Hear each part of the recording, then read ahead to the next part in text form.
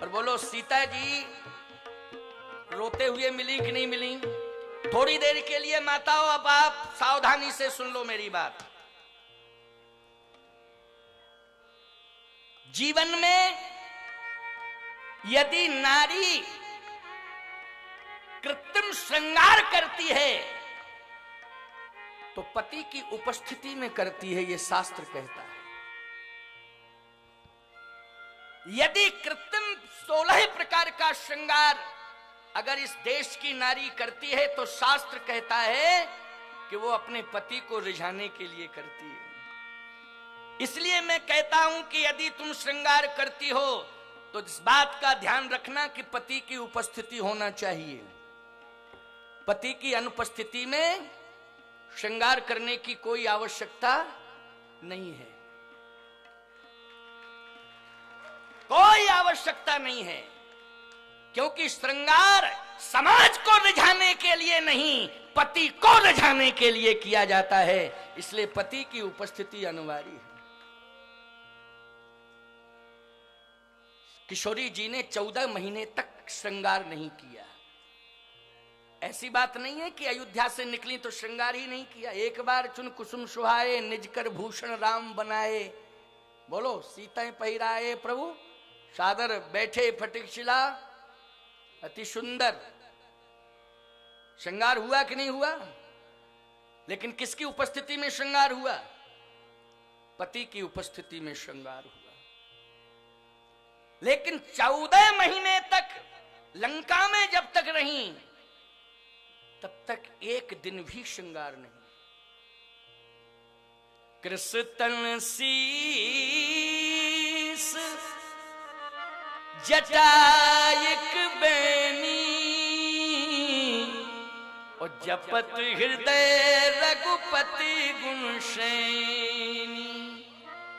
पति यदि बाहर गया है तो भगवान से सदा प्रार्थना करती रहो कि हे प्रभु मेरा सिंदूर चमकता रहे और जहां भी मेरा पति हो उसके स्वास्थ्य की रक्षा करना और उसके जीवन की रक्षा करना, मेरे सुहाग की रक्षा करना।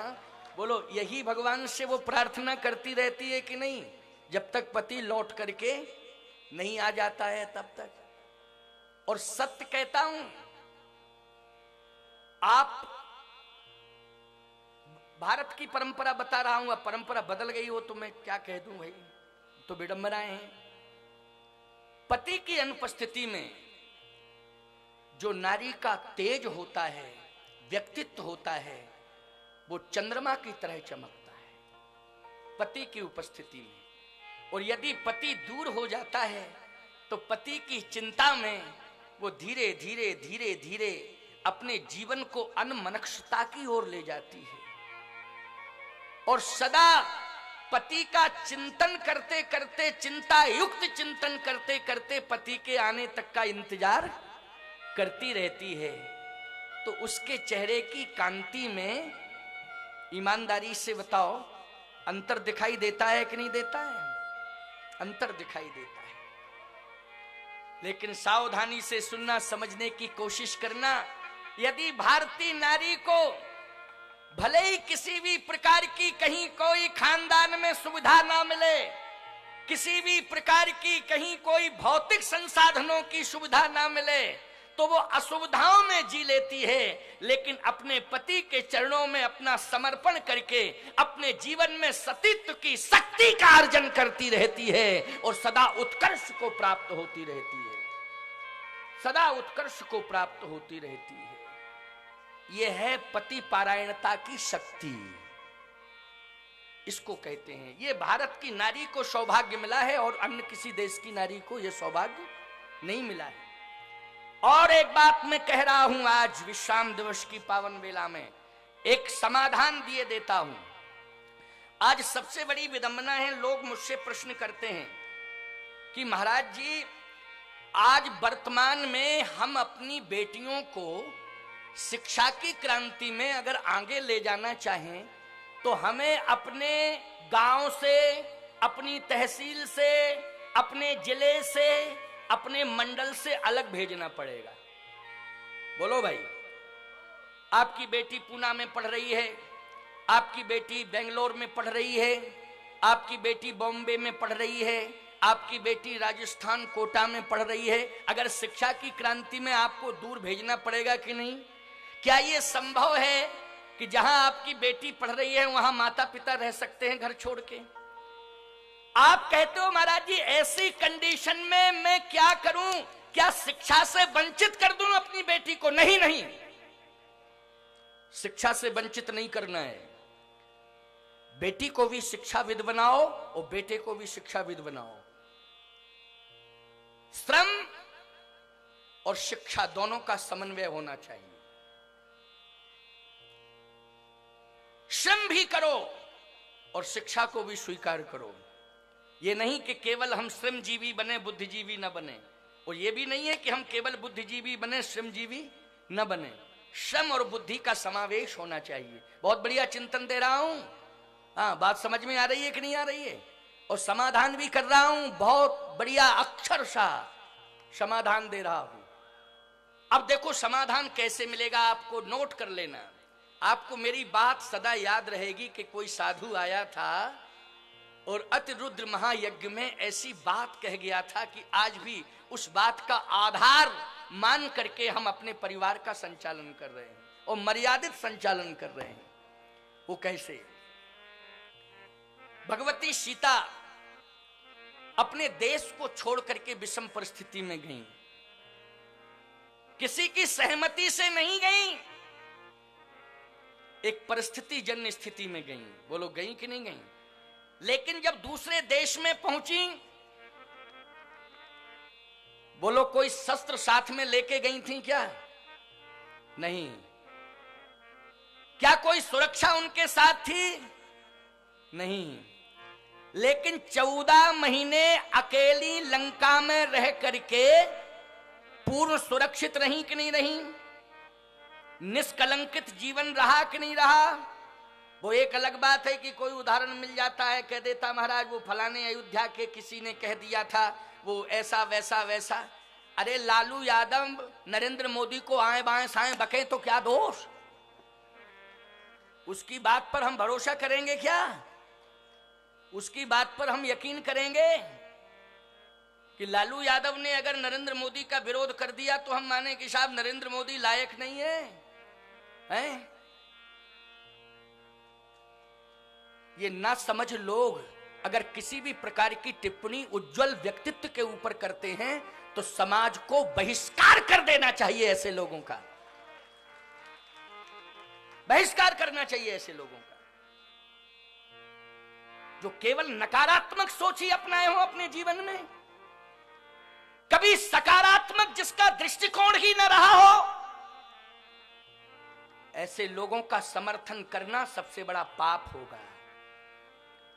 इसलिए इस तरह के लोगों की बातों पर ध्यान नहीं देना चाहिए। अगर सीता माता के व्यक्तित्व के लिए अयोध्या का कोई एक ऐसा अपरिपक्व मस्तिष्क व्यक्ति टिप्पणी कर रहा है तो प्रभु श्री राम तो कृपालु और दयालु हैं, उनके बारे में क्या कहना, उन्होंने क्या निर्णय लिया। लेकिन हम लोग उस रजक की बात पर यकीन नहीं कर सकते हैं। समझ गए हो कि नहीं? उस रजक की बात पर हम यकीन नहीं कर सकते हैं। ना हमारे विश्व की हिंदू धर्मालंबी सनातन धर्मालंबी जनता कर सकती है। हमारी माता सीता का चरित्र, उज्जवल चरित्र 14 महीने तक लंका में आज अपने व्यक्तित्व को सुरक्षित किए हैं। ना कोई शस्त्र था, ना सेना थी। कौन था? आपकी बेटी बेंगलोर में रह रही है, पूना में रह रही है, इंदौर में रह रही है, कोटा राजस्थान में रह रही है। जहां भी आपको उचित प्रतीत हो रहा है आप शिक्षा के लिए अपनी बेटी को वहां भेज रहे हैं। संभव नहीं है कि साथ में माता पिता रह सकें, लेकिन आज मैं विश्वास दिलाता हूं भगवती किशोरी जी लंका में 14 महीने तक सुरक्षित रही, उज्जवल व्यक्तित्व उनका रहा और आज निष्कलंक जीवन जीती रही 14 महीने तक। किसके बल पर? ना सेना के बल पर, न ही शस्त्र के बल पर, केवल अपने चरित्र के बल पर हमारी बेटी कहीं भी रहे, चरित्र की शक्ति उसके साथ होना चाहिए। यदि चरित्र बल उसके साथ रहेगा तो हम निश्चित रूप से कहीं भी रहें, किसी भी जगह रहें, हम अपने व्यक्तित्व को सदा सुरक्षित रखेंगे और अपने कुल को सदा निष्कलंकित रखेंगे और अपने व्यक्तित्व को बेदाग रखेंगे यदि हमारे साथ हमारा चरित्र है। और चरित्र कौन देता है? माता पिता। चरित्र एक संस्कार से प्राप्त होता है, इसलिए माता पिता को चाहिए कि अपनी बेटी हो चाहे अपना बेटा हो, हम भले ही घर द्वार मकान दुकान व्यापार ना दे पावे, लेकिन अपनी संतान को चरित्र का संस्कार अवश्य देंगे, जिससे हमारा कुल उज्जवल रहे, हमारे भारत की अस्मिता सुरक्षित रहे। इसलिए बेटियां अपने कुल खानदान के कैरेक्टर और चरित्र को लेकर के अपने साथ कहीं भी रहें, उनका व्यक्तित्व सदा सुरक्षित रहेगा, लेकिन पश्चिमी कल्चर से प्रभावित न हो। बस इस बात का ध्यान जरूर रखा जाए कि पश्चिमी कल्चर से प्रभावित ना हो। एक बार हमसे कहने लगे लोग, महाराज जी आप बराबर पश्चिमी कल्चर का विरोध करते हैं। हमने कहा बिल्कुल करते हैं, करता रहूंगा। बोले महाराज जी नारी नारी एक समान, चाहे भारत की हो चाहे विश्व की हो, नारी नारी एक समान, इसमें अंतर की क्या बात? हमने कहा बहुत अंतर है। बोले क्या अंतर है? मैंने कहा अंतर यह है, एक होता है मिट्टी का पात्र, मिट्टी का पात्र जैसे मिट्टी की प्याली, मिट्टी की प्याली देखी आपने, परई जिसको तुम लोग क्या बोलते हैं यहाँ, परई क्या कहते हैं? कुल्हड़। कुल्हड़, कुल्हड़ होता है गहरा और प्याली होती है, परई होती है चौड़ी। क्यों परई? उसको क्या बोलते? कुल्हड़। उसको भी कुल्हड़ कहते हैं क्या? पारा है, पारा। ठीक ठीक ठीक ठीक, प्याली कह लो, पारा कह लो। एक होता है मिट्टी का पारा प्याली, कुल्हड़ कह लो चाहे पारा कह लो, और एक होता है चीनी का पारा, चीनी का कुल्हड़, चीनी का कप, चीनी का कुल्हड़, मिट्टी का कुल्हड़। अच्छा बोलो दोनों में अंतर है कि नहीं? आप कहो प्रयोग में तो दोनों ही आते हैं, मिट्टी का कुल्हड़ भी प्रयोग में आता है और चीनी का कुल्हड़ भी प्रयोग में आता है, जिसको आप कप कहते हो, चाय पीते हो, है ना। लेकिन अंतर यही है, एक बार प्रयोग में मिट्टी का कुल्हड़ आता है, एक बार, दोबारा नहीं आता। आता है दोबारा? कि धो धा के रख लेते हो कुल्हड़ को, फेंक देते हो ना, अलग कर देते हो कि नहीं? लेकिन जो चीनी का कप होता है उसको एक बार नहीं कई बार आप प्रयोग में लाते हो कि नहीं लाते हो? लाते हो कि नहीं? क्योंकि वो हमेशा पवित्रता का ढिढोरा पीटता है कि मैं पवित्र हूं, मैं पवित्र हूं, मैं पवित्र हूं। लेकिन मिट्टी का कुल्हड़ कहता है खबरदार, एक बार ही मैं किसी का स्पर्श करूंगा, दोबारा टूटना पसंद करूंगा, लेकिन दूसरे के मुंह से लगना पसंद नहीं करूंगा। खबरदार अगर तुमने साहस किया। भारत की नारी का कैरेक्टर, चरित्र मिट्टी के कुल्हड़ के समान है। भारत की नारी का चरित्र मिट्टी के कुल्हड़ के समान है और विदेशी नारी का चरित्र चीनी के प्याले के समान है, चीनी मिट्टी के कप के समान है।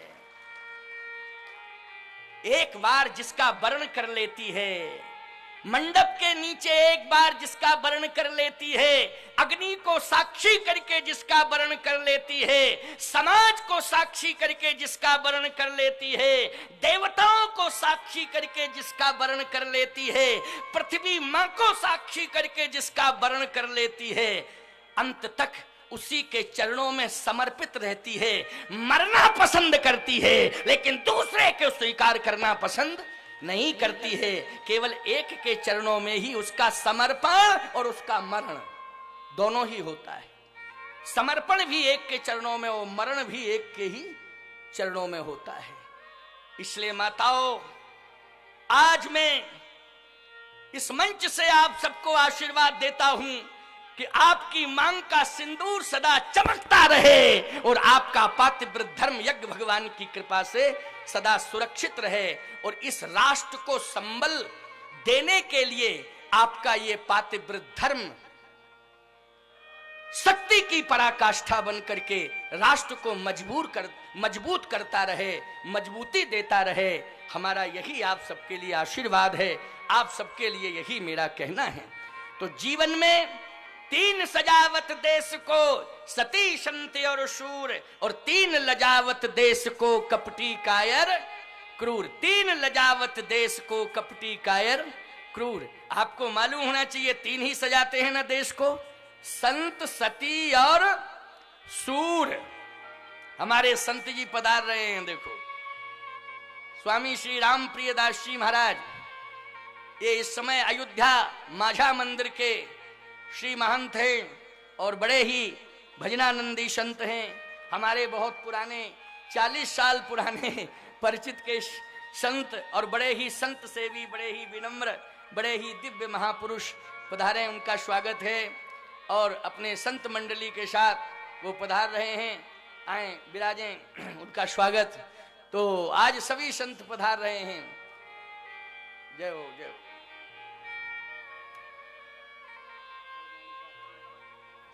बहुत अच्छा। बोलिए श्री सीताराम नाम भगवान की जय, श्री भक्तवत्सल भगवान की जय, श्री यज्ञ नारायण भगवान की जय।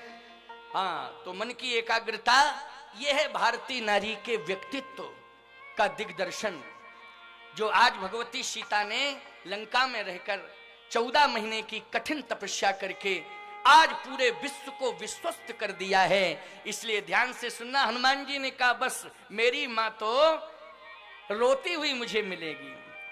और बोलो माता जी का दर्शन रोता हुआ कि नहीं? निज पद नयन दिए मन, राम पद कमल लीन,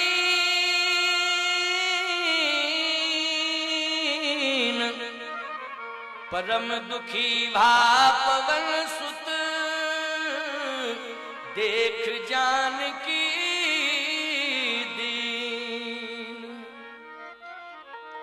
कृष्ण शीस जटाइक बैनी, जपत हृदय रघुपति गुण श्रेणी, जपत हृदय रघुपति गुण श्रेणी। बार बार नेत्रों से अविरल अश्रुधारा प्रवाहित हो रही है, प्रभु के श्री चरणारविंदों का ध्यान कर रही हैं।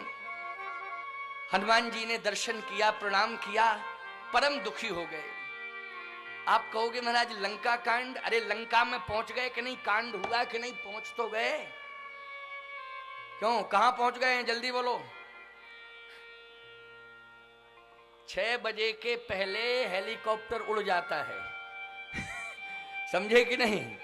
और जल्दी पहुंच जाता है अपनी मंजिल पर, तो घबराने की क्या जरूरत है? अभी तो आनंद लो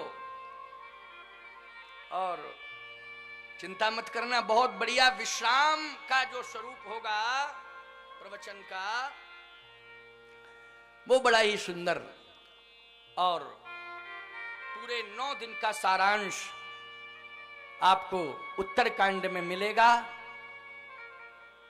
और आप पूरी 9 दिवसीय श्री राम कथा की फलश्रुति उस भाव के माध्यम से ग्रहण कर लेंगे और संतुष्टि कर लेंगे। और नहीं तो कोई बात नहीं है, कुछ रह जाएगा तो ठाकुर जी से प्रार्थना है कि अगर ये शरीर रहा तो फिर आपको कभी ना कभी राम कथा श्रवण कराकर संतुष्ट करूंगा। यदि ये शरीर रहा, वो शरीर रहेगा भगवान की कृपा से रहेगा, हमारे पुरुषार्थ से नहीं रहेगा।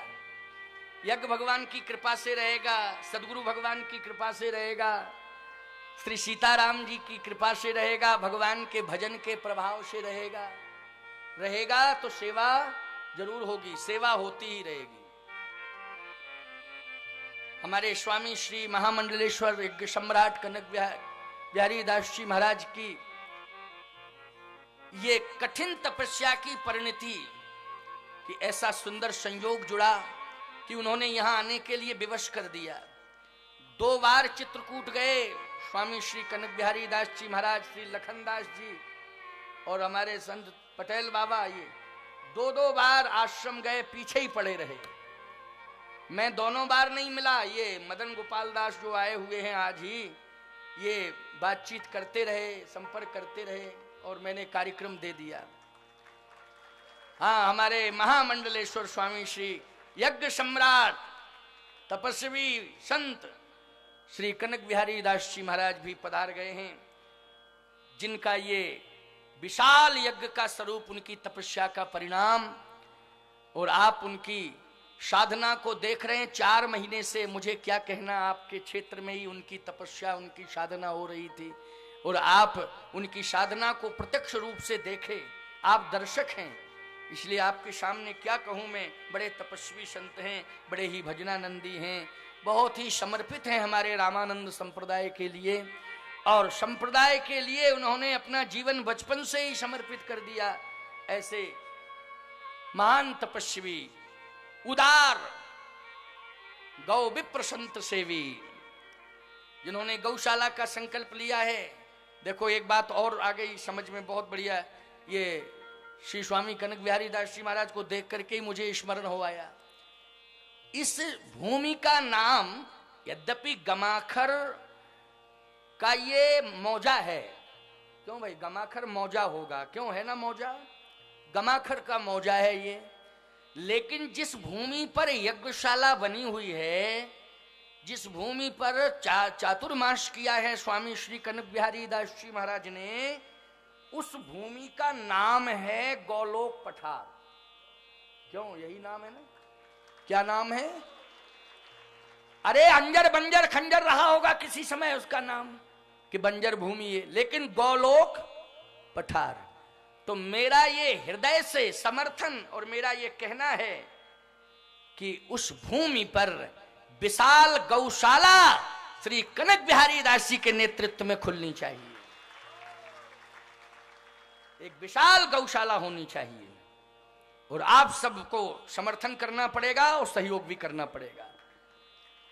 और साथ ही साथ पर्यावरण की शुद्धि के लिए, क्योंकि आज वृक्षों के साथ मनमानीपन हो रहा है, बड़ी निर्ममता के साथ वृक्ष काटे जा रहे हैं। 2 की ही हत्या हो रही है, वृक्षों की और गऊ की। क्यों भाई? और आज मैं सत्य कहता हूं, धरती रो रही है तो गऊ हत्या के कारण, और आज प्रदूषण फैल रहा है तो वृक्षों के अभाव में। बोलो, वृक्षों के अभाव में पर्यावरण लुप्त होता जा रहा है, प्रदूषण बढ़ता ही जा रहा है।